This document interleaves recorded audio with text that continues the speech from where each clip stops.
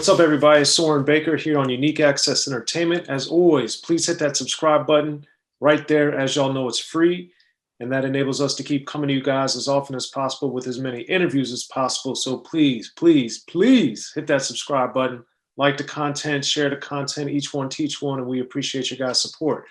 Now, today on Unique Access Entertainment, we have the honor and the privilege of being joined by Prince Markie Dee from the Fat Boys. Thank you for coming through, sir. Swan, let me tell you something, man. I'm sitting here and I'm looking at you, and like I said, I work so much, man. I get so tired with all these damn interviews I'm doing. Between me interviewing somebody or me being interviewed, it's a lot of work. And then they throw in the club along with that, and it's just busy, busy, busy. And I'm sitting here, I'm like, why does he look so familiar? You know, like Soren Baker. I'm like, oh, damn it. Watch like all your damn interviews, man. I love your work, man. Love your work. Definitely. Oh, well, thank you, man. I appreciate it. It's you know, somebody that grew up loving rap, and if you've seen some of my interviews, man, you know, I just love the music and love the culture, and glad to be able to be a part of it now after growing up, you know, loving it and admiring it, man. So that means a lot. So thank you. Thank you. Yeah, you're welcome. Yeah. So much to get to today. And one of the things that, you know, I had Cool Rock Ski on, which was an honor also. And I wanted to get your opinion because I got his. But for you guys, originally, you know, Disco 3 moving into the Fat Boys as the name of the group. For you, what did both names mean to you, and what did it mean as you guys changed the name? How did you feel about that? Well, you got to remember, we had called ourselves the Disco 3 based on us believing that no one would ever hear of us. Like, we thought we would be famous on our block, and that was it. We never knew that we would, you know, have success, you know, outside of East New York, Brooklyn. And to see the success and to see the record sales and the concerts selling out and the tours and the movies and all of that before we even changed our name to Fat Boys, which coincidentally, the reason why we changed our name to Fat Boys, there was a lot of different reasons that people were saying, but the one I remember most specifically was Kurtis Blow recorded a song for us called Fat Boys, which is our first single. And when people would call to book us, they would ask for the Fat Boys. So it was kind of like a, you know what I mean, common sense. Let's just change the Fat Boys. I mean, that works. That makes sense, you know, and we'll do what we do. We'll switch up our style a little bit, and we'll make it, you know, make it more for us, for what we want to do, for us being three big guys from Brooklyn who love ourselves, you know, no matter how big we are and how many bumps we got on our face or how many girls we don't get. Like, we still love ourselves and we still fly, you know? So that was our vibe. And then speaking of Kurtis Blow, and because you later on became such a prominent producer, I was interested very early on in the game when you were in the studio with Kurtis, learning from him, watching him. Were you already planning to become a producer, or is that something that happened years later?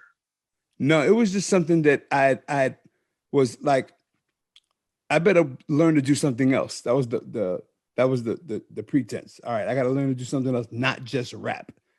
I love this music shit. Like, this music is amazing. Like, I want to be involved in this. And if God forbid, my mother always taught me, if something don't work out, you know, do something else in that same genre that you may love, you know? So I watched Kurtis, and I remember asking him, like, you had to learn every button on this board?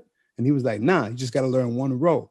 And one row does the exact same thing for each track, for a different sound that's on the multi-track tape.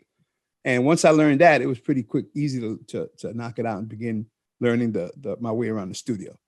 But that was the thing. The thing was, learn something else in something that I love. So if this doesn't succeed, maybe I can be a producer, or maybe I can be an engineer, or maybe I can own my own studio, or, you know? Okay. Now that's definitely intriguing because, you know, everybody has a different way that they get to where they're going.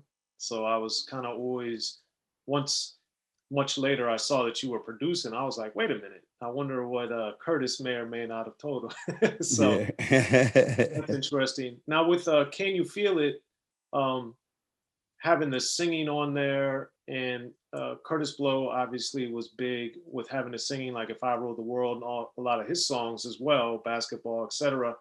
So for you guys with Can You Feel It, how and why did you think the singing was a good marriage and something that worked for you guys as well?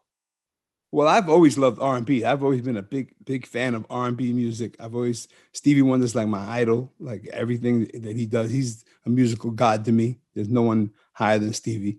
And then I listened to so much other R&B. So when Curtis infused singing on a hook for a rap song, I just loved it. It blew me away. I'm like, yeah, nobody was doing it that much at the time. Curtis was the type of guy where he actually sung the hook himself, or he had, close friends come in and do it. And I would just watch in amazement. And I would watch them lay the harmony notes and start to learn it, how they did it and everything. And it was real intriguing to me. And it was just a great time for me as a young kid from East New York, Brooklyn, learning music, just by watching and not really by, like, it was a school. It was my own private school that I go to every day. Gotcha. And so did you find yourself being one of those first there, last to leave type of situation with Curtis? Yeah, definitely. Stood as long as we could. I mean, we were kind of like, we would get limoed there and limoed home. We were like little kids at the time. We were 14, 15 years old. So it's time to go. And we have to leave. And I'd be mad, like, damn, we got to go. Like, I'm watching this. Like, you know what I mean? And we'd have to go. We'd have to go. That was it. But I tried to get up as much information as possible before I left, for sure. Okay. And for you, since back in this 83, 84 era, this is, still dominated by singles, not albums in rap. Right. By the time you guys started making the self-titled album, Fat Boys album, did you, as an artist yourself, did you look at it differently, or was there any pressure on you, or did you just look at it naturally, like, oh, now we're gonna make an album? No, everything was a surprise and everything was amazing. Like every step that we took was like, what are we going to do next? We didn't know nothing. Like we just, like I said, realistically, we were 3 kids from Brooklyn that won a contest, and first prize was a record contract. What does that mean, a record contract? We have no damn clue. Like we're trying to find out, what did that mean? We were mad. If you look at Crush Groove, our storyline in Crush Groove, we were mad because we wanted the DJ equipment. That's true. We really wanted the DJ equipment. We didn't know at the time that a record label could give us success and fame and money and all these accolades and all this stuff. But at the time, we just wanted to play on the block. We just wanted to DJ in the park on the corner. That's all we wanted to do. Literally, little kids out there just doing our thing. So every time it's like, all right, well, you got to shoot a video for this tomorrow. It's like, really? You shooting a video tomorrow? Like we had no say in the planning of nothing. Everything was just these guys coming to us, our management coming to us and tell us what we were doing, when we were doing it, and we had to be there. And that was it. Okay. Yeah, and the fun, obviously, of your guys' music definitely permeates throughout the Fat Boys album. And with the kid stuff, I always thought it was funny in The Place to Be how you mentioned Spider-Man and like the comics and different stuff, because that was the era, but it's also the sense that it wasn't this whole other like bigger picture thing. It was really in the moment. Well, that's what Curtis brought to it. Curtis Blow brought that to it. Curtis was like, I remember that when I that was the first rhyme I ever wrote in my life, Spider-Man rap. First one I ever wrote. And we had this beat. It was calling The Place to Be. And Curtis was like, give me here what you got. I said this rap, and it was can't remember what it was, but I didn't like it myself. And I was like, nah, it's not really working for it. They said, you got to give me another one. And that was the second one I said. And it was, I said, I got the Spider-Man rap. And he said, let me hear it. So I spit it, and he was like, yeah, use that. Because the record was just about whatever. You know what I mean? It was about, Kool Rock would brag about himself. And I tell a story about, one of my favorite characters that actually helped me read growing up. My father used to send me comic books, Spider-Man comic books. I'm a big Marvel fan, huge. And my father would send me every month a big ass box of Marvel comics. And I think I learned to build my vocabulary from reading those comics, because I'm a 9th grade dropout. But I've always been able to, read and understand words, and, just from reading comics and stuff.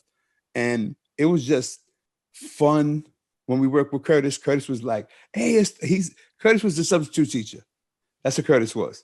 When we get to the studio with Curtis, he's like, yeah, Curtis in the studio. Yeah, all right. He let us do what we want. He would take me with him. He would go uptown to a club real quick in the middle of the session, and he'd take me with him, and he'd leave the other guys in the studio playing around, and me, him, and we pick up these 2 bad girls, And we be sitting there and I'm looking like, yo, what's up? Like, is that one mine? And he's like, no, sit your ass down. Like, he's a little kid. Get out of here, man. Like, watch and learn. He would school me girl, how to talk to girls and all that. Unknowingly, of course. You know what I mean? But yeah, I definitely learned a lot from Curtis, man. Have a good time with him. And of course, all that creative talent that he had, it was just mind-boggling. Crazy. Interesting. And also during this time in '84 with the "Don't You Dog Me," I thought it was interesting too. This was one of the early parts where we heard like rapping about "Don't Break My Heart" or "Heartbreak" and this type of thing early in rap. So, what made you want to explore that type of relationship thing and your emotions like that so early? That was another definitely like another Curtis Blow situation. Like we needed something that actually that was for the movie. That was that song was done because of Carla, the girl. No, Carla's Crush Groove. I forgot the girl's name. Carla is Disorderlies. I forgot the girl's name in Crush Groove, but my love interest in Crush Groove. It was about time of the movie for me to profess my love to her and tell her, don't do me wrong. Like I'll fight for you, but you got to let me know, it's all good. You worth fighting for. And that was said through the song, "Don't You Dog Me." I remember going to the studio that day and recording that song, and everybody loved the song. They were going crazy. I hated it. I didn't like it at all. I just remember listening to it and being like, I don't like it. Like, I don't like the vibe. And then by 2 or 3 days, I was blasting that, letting everybody hear it. It just grew on me all of a sudden. And I'm blasting it on my car everywhere I'm driving. I'm letting people hear it. And it became a big record for us. Definitely. And speaking of Crush Groove, you were just portrayed in the Salt-N-Pepa movie that was out. And I wanted to know just because now people look at relationships in such a different way because of social media and different things. But back in '85, being with Peppa, was there like a big deal in the industry since it was so small, or was it just like, this is my girl? Like, how did the people around you guys treat it compared to if you had just been dating somebody that wasn't a rapper? No, it was a big deal back then. Yeah, a lot of people talked about it. Every time I was interviewed about it, it would come up. I would ask questions about it. It just wasn't social media around that time, so it wasn't constantly in your face. The difference between having social media and not having social media is mind-boggling. Like if there was social media around back then, boy, people would be in trouble. I'm telling you, because people did some wild, wild things. Yes, back then. But I'm glad it wasn't. Because we were young. We were just little kids. And it was a quick thing on and off, It wasn't nothing. She's still my friend to this day. I love her to death. She's cool as ice water. And that's it is what it is. Gotcha. Okay. And then with the success of that film leading to Disorderlies and all these other things that you guys ended up doing in front of the camera, in addition to, of course, your guys' videos, how did you, if at all, start looking at your career differently, being able to break into film so early in the rap world? I think that there's so many things that we could have taken advantage of, back then, if we had more knowledge of what we were able to do. I tell this story often. I once told Jay-Z, because we were it was me, Jazzo, Fresh Gordon from Brooklyn.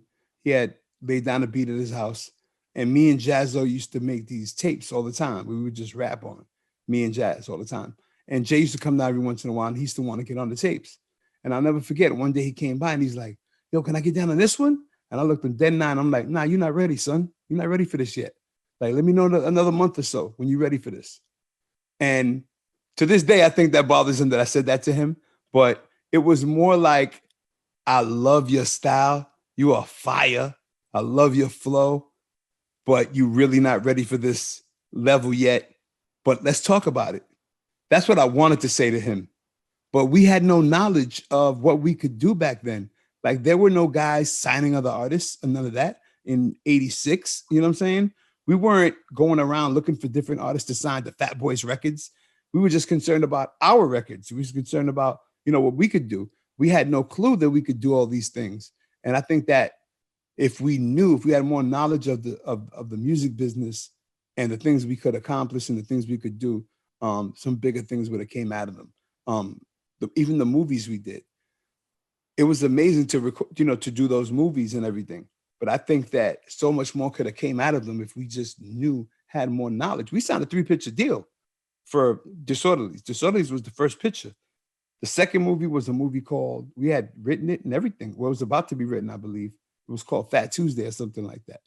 And we were about to film. And when they approached, because they wanted all 3 members, I was out the group at the time.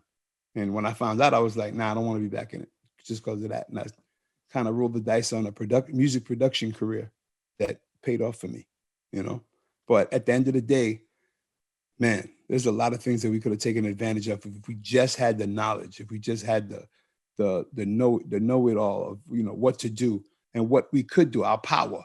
We didn't, really understand our power that we had back then. Now we do.